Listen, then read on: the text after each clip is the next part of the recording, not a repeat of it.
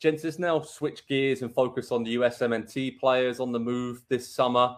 On deadline day, we had a few big moves for US players. Sergino Dest went from Barcelona to AC Milan on loan with an option to buy for $20 million, which is a huge deal for him. Still young in his career. He's now played for Ajax, Barcelona, and now he's going to play for AC Milan. And then John Brooks, forgotten man. He's gone to Benfica. He'll be playing in the Champions League. Was last at Wolfsburg. Been a free agent all summer, just waiting for his moment. And after Jan Vertonghen moved on, he's gone straight to Benfica. And that wraps up a very busy summer for US players around Europe.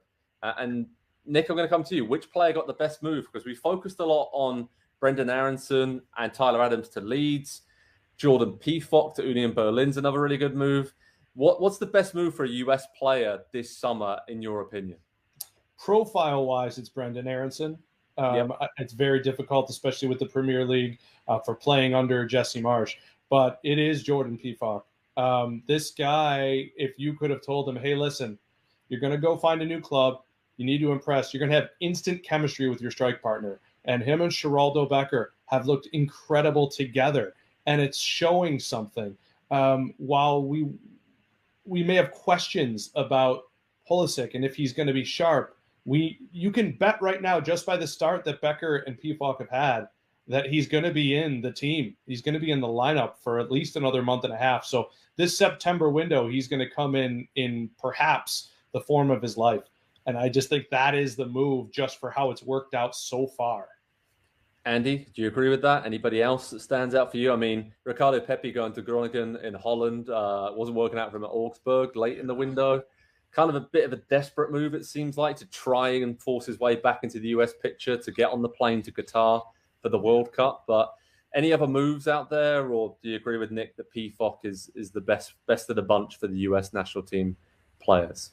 Yeah, I think it's obviously the one that's had the most instant results. I'm still really holding out hope that going to play for Patrick Vieira is going to be great for Chris Richards. And I think that, obviously he's played 45 minutes to this point so far. It's going to take a little time, I think, to integrate and get into that team. But we have so much evidence that says Vieira will give him that time, and then he will give him opportunities, and plenty of opportunities. He'll give him a chance to get out there, to struggle, to mess up, and then to learn from it and apply what he's learned and come back a better player. It's not going to be the super short leash that we're used to seeing with, say, Pulisic at Chelsea, and why maybe that hasn't always worked for him there. And so because that's the other big question that we have had for the last couple of years is who's going to be the center forward and who's starting at center back. And so if those two things could potentially, and obviously striker looking much more likely to have been addressed so far, but if we could address both those in the summer transfer window with a few months to go before the World Cup, I think that puts the U.S. in maybe the best position that they've been in going to a tournament since, 2010. Because there were so many questions in 2014, and obviously the team did what they did, but it felt like in 2010 they were really stable and everything was a known quantity. It feels like if those two positions are settled, it's kind of the same this time around. Yeah, I agree with you. I think Pefok, having the start that he's had at Union Berlin, has been excellent. John Brooks going to Benfica gives him a chance, I think, to have a run at the squad there if he gets some games, and just to show Greg Berhalter what level he's playing on again. Chris Richards is interesting. I just don't know how often he's going to play at Crystal Palace, given Anderson and Mark Gahey, how strong that partnership is. I hope he plays a lot, and you've seen him come on and slot in different roles, right? Which I think he'll be on the plane to Qatar. I have no doubt about that. But how many minutes he has, still not sure. But yeah, get your questions coming in, everyone. On the US national team, I know there's a lot of USMNT fans watching. Who had the best move? Who should have moved on?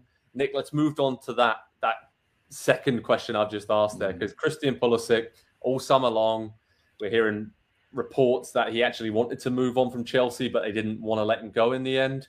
Manchester United are interested, Newcastle, a lot of other teams in Europe. Is he the most frustrated USMNT player out there, or should we look at Matt Turner? Knew what he was getting into at Arsenal, but would a loan move maybe have been good for him in his development, or does he have to focus on League Cup and Europa League, and that's okay? And then also Weston McKennie, there's been some reports there that maybe Tottenham or others would have come in for him. he didn't start or play at the weekend for Juventus. Is that another player who maybe is thinking, could have gone and played regularly? I mean, there's a lot of players I've mentioned there, a lot of big players for the US as well. So that's a slight concern, isn't it, about who might be frustrated? It is. I think it's very difficult to not trace it back to Pulisic. It's just a weird situation. And I don't mean to say he had to leave or he didn't have to leave, but I don't know that there would have been a choice he could have made right now that we would be saying 100% that's the right solution. And I think it goes to his mindset, which is interesting because I think we've all seen the commercial where he talks about all the pressure on him, and it almost feels like, yeah, man, like that is documentary style stuff, with the exception of, the Ted Lasso character, Roy Kent. I don't know that there could have been a pick other than, again, I would have liked to see him at an Everton or somewhere where he's just going to go and play, like Aronson. But I think he was between a rock and a hard place, and I just hope he's fresh moving forward. Yeah, me too, Andy. I mean, I think we've got some comments coming up here saying he's overrated. I don't think that's the case. He's shown it in fits and starts at Chelsea, but he's rated. He's rated.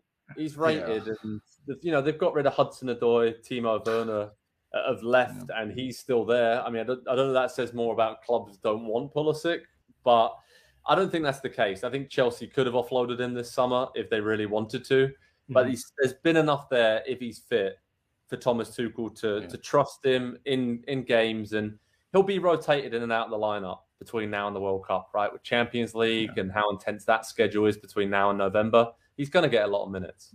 I hope so. And like, it's the exact same situation as we're talking about with the national team. He's going to be given a handful of opportunities to impress, and he has to take those opportunities. Like, we're talking about the World Cup. You're going to have 3 games max, maybe, and you've got to impress in those 3 games. So like, it's not asking anything, unrealistic to say, okay, you might get 5, 6, 7, 8 starts, in all competitions between now and the World Cup. Really make something of those and push yourself more into the first team. That is very much within the realm of possibilities, because we've seen it multiple times at Chelsea before under multiple different managers. Yeah, I agree with that. Let's fingers crossed that Pulisic stays injury free, and this looks like for right now the best decision. And if he doesn't have many minutes between now and the World Cup, then he can move on elsewhere in January, right? And then he's in a pretty strong position to move on permanently, because then he'll have 18 months left on his contract at Chelsea then. So all of a sudden his transfer fee drops quite considerably as well. So that's something to keep an eye on. When we wrap up and put a nice bow on this, Nick, how would we sum up this summer for USMNT players moving transfer-wise? Because I think this has almost been one of the best ever when you look at guys coming to the Premier League, some of the big moves around the Bundesliga and elsewhere, Serie A for Sergino Dest. I mean, pretty great summer, all things considered, for USA players. There's a legitimate chance that a Premier League starter or a Premier League player could miss a World Cup squad. There's a legitimate chance that a player we were talking to a year and a half ago, Gio Reyna, is not going to make it to the World Cup, which seems crazy. There's a decent chance that Luca de la Torre moved to a La Liga club after his best career season and is not going to start for the U.S. The reason I make those there's debate there, and we could talk about them. Those are the guys that we don't know about. The transfers, look at these. I'll just read straight down the list. Ready? Leeds, Palace, Arsenal, Chelsea, Celtic, Union Berlin, Luton Town, Celta Vigo, Middlesbrough, and then Haji Wright. I'm not even going to try and say the name of his club because I always mess up the Turkish names. But that is a decade for the U.S. 20 years ago. That's a decade of destinations. And the fact that Cameron Carter-Vickers is arguably Celtic's best defender and may not end up on the plane is a wild embarrassment of riches for the United States of America. Brilliant summer. I can't really remember a transfer window like this for the US players in terms of the size of clubs they're going to, Champions League, and just dominant clubs all around Europe seem to have a sprinkling of US players, and that is great news ahead of the World Cup. So remember, ahead of the World Cup, over on Pro Soccer Talk on NBCSports.com, we'll keep you updated of all the latest USMNT news. We'll have Nick's player pool rankings from across the world where all these US players are playing. And we'll keep you updated because it's going to be really interesting to see how these players play at their new teams and how it gels and how they settle down now that they found new homes in what is a very, very big few months for them and their careers, and of course, for the US.